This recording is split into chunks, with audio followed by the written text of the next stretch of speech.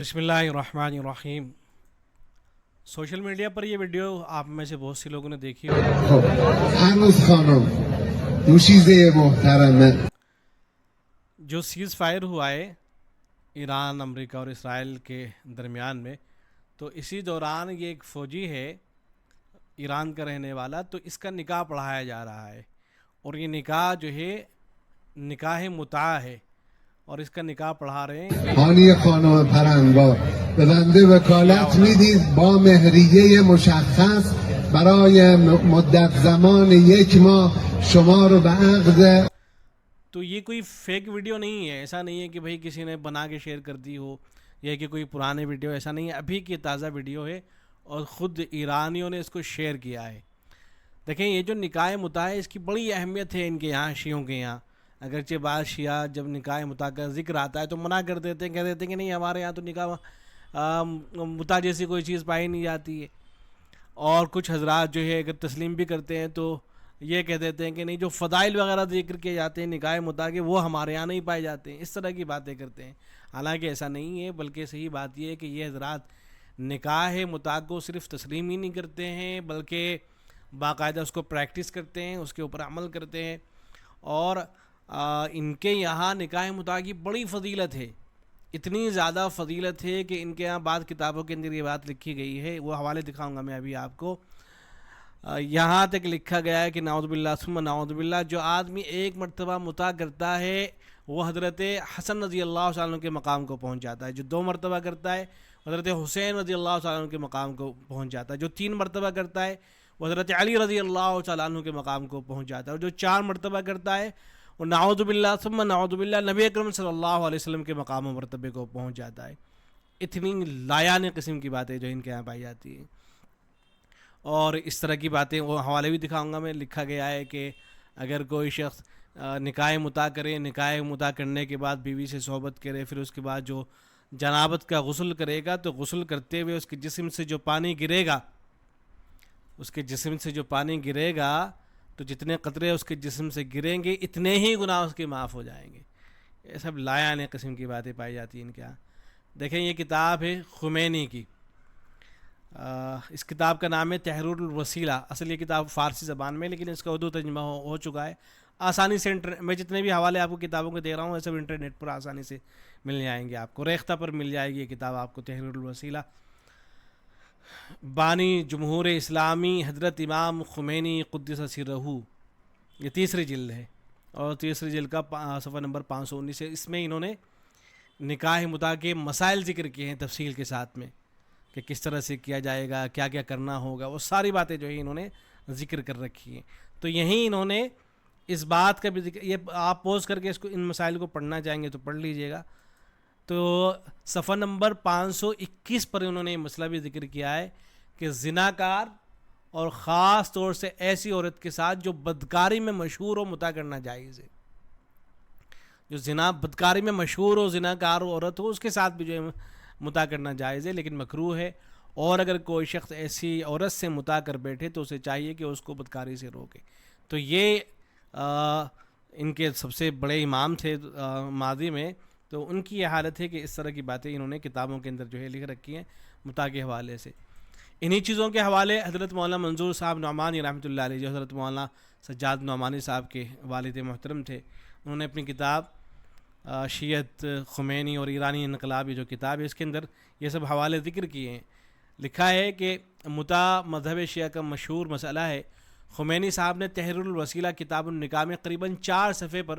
متا سے متعلق جزئی مسائل لکھے ہیں، ان میں کئی مسئلے خاص طور سے قابل ذکر ہیں، لیکن بخوف طوالت اس باب کا صرف آخری مسئلہ ہی نظر قارن کیا جاتا ہے۔ خمینی صاحب نے اس مسئلے پر متا کا بیان ختم فرمایا، ملاحظہ فرمایا، پھر وہ ذکر کیا جس کا میں نے حوالہ دیا کہ زناکار عورت سے متا کرنا جائز ہے مگر کراہت کے ساتھ، خصوصاً جب کہ وہ مشہور پیشہ ور زانیات میں سے ہو، اور اگر اس سے متا کرے تو چاہیے کہ اس کے بدکاری کے اس پیشے سے منع کرے۔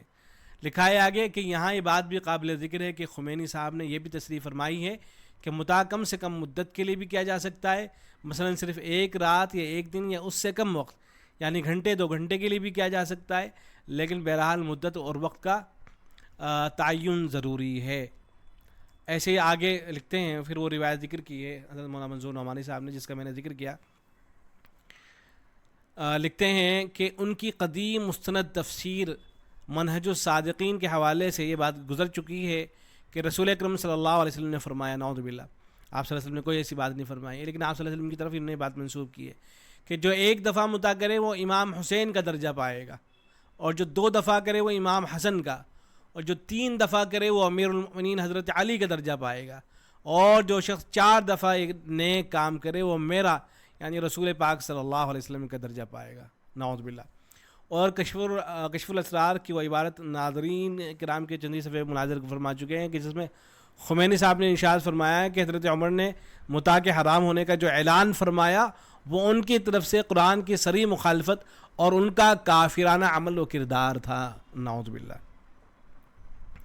یعنی جو اصل بات ہے کہ نکاح متاع کو حرام قرار دے دیا گیا تھا، تو اسے جو ہے نعوذ باللہ حضرت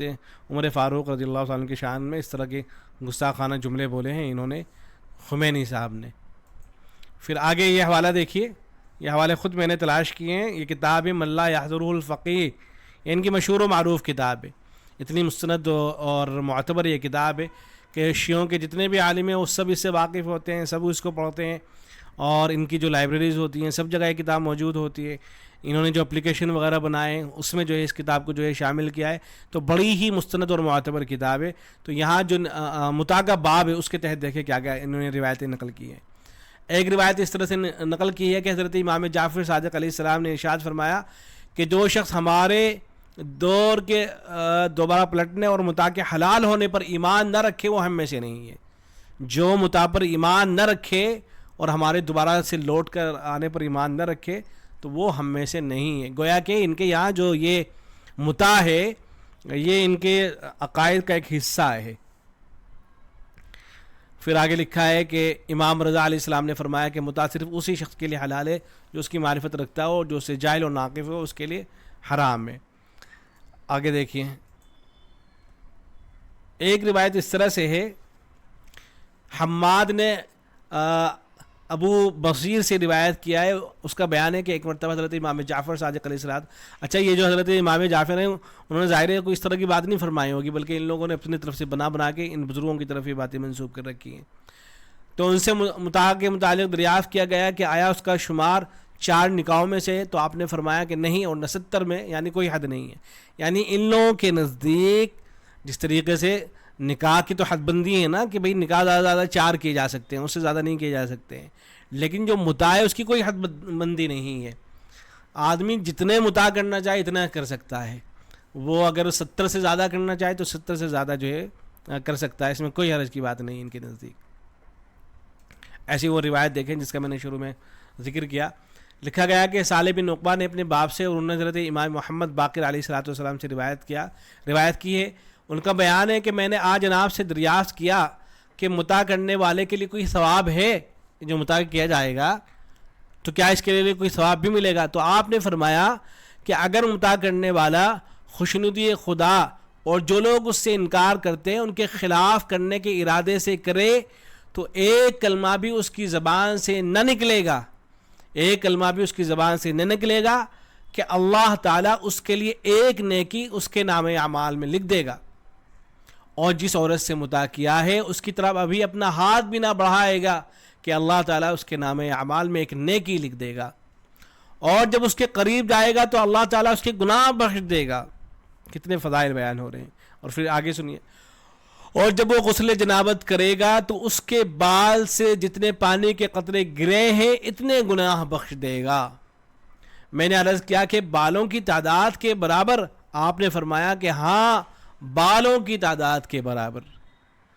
تو بالوں کا تو شمار نہیں کیا جا سکتا ہے، گویا کہ جتنے بھی گناہ ہوں گے متاع کرنے کے بعد وہ سب کے سب جو ہے معاف ہو جائیں گے. ایک اور روایت جو ہے سن لیجئے، انہوں نے نبی صلی اللہ علیہ وسلم کی طرف منسوب کر رکھی ہے. ان کو جو ہے شرم بھی نہیں آتی ان لوگوں کو اس طرح کی روایتیں نبی صلی اللہ علیہ وسلم کی طرف منسوب کرتے ہوئے.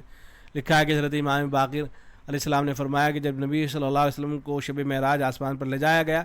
تو آپ بیان فرماتے کہ مجھ سے حضرت جبرائیل علیہ السلام ملے اور فرمایا کہ اے محمد، اللہ تعالیٰ فرماتا ہے کہ تمہاری امت میں جتنے مرد اور عورتوں سے متاع کریں گے میں نے انہیں بخش دیا ہے. گویا کہ جو بھی مطاع کر لے گا وہ بخش دیا جائے گا. اس لیے ان کے یہاں مطاع کی جو یہ بڑی اہمیت ہے.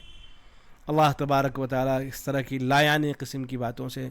پوری امت مسلمہ کی حفاظت فرمائے، اور جو شیعہ حضرات ہیں ان کو بھی توبہ کرنے کی توفیق عطا فرمائے.